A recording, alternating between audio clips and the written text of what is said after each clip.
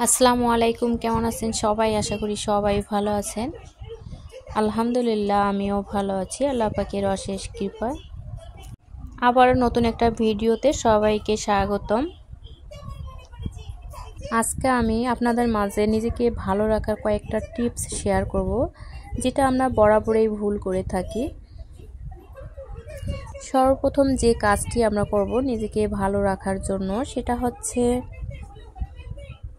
কেউ যদি আপনাকে নিয়ে খারাপ কিছু মন্তব্য করে, আপনি যদি শুনে থাকেন, সেটা না শোনার ভান করে সেখান থেকে চলে যাবেন। দেখবেন অনেকটা ভালো থাকবেন। যখন আপনি এই কথার প্রতিবাদ করবেন, তখন দেখবেন আপনার মন মানসিকতা নষ্ট হয়ে যাবে। সেই দিনটাই আপনার খারাপ যাবে, একদম ভালো লাগবে না, কোনো কাজে মন বসবে না।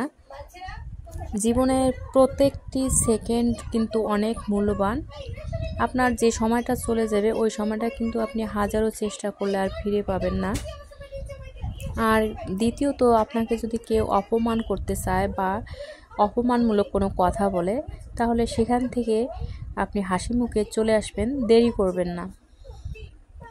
আপনি ভালোভাবে চলার পরও যদি কেউ আপনার সমালোচনা করে, এতে আপনি কষ্ট পাবেন না। কারণ আমাদের প্রত্যেকটা মানুষেরই পাপ কিন্তু আছে, আর সেই পাপগুলো সমালোচনাকারীর কাছে চলে যায়, আর আমাদের পাপটা অনেকটা হালকা হয়ে যায়। আর এখানে আমাদের অবশ্যই খুশির বিষয়, কিন্তু আমরা অনেকেই বুঝি না। যারা সমালোচনা করে, যদি এটা জানতে পারি, তাদের সঙ্গে আমরা ঝগড়া করতে যাই, অনেক কথা কাটাকাটি হয়ে যায়, মন খারাপ করি। কিন্তু এখানে আসলে আমাদের খুশি হওয়া উচিত। আমাদের স্বভাবটাই এরকম হয়ে গিয়েছে, কেউ কারো সুখ সহ্য করতে পারি না, মানে যত বেশি সমালোচনা করতে পারি। আর একটা জিনিস সবসময় মনে রাখবেন, যে সমালোচনা করে সে নিঃসন্দেহে খারাপ মানুষ, ভালো মানুষ কখনো সমালোচনা করে না। সবাই ভালো থাকিয়েন, আল্লাহ হাফেজ।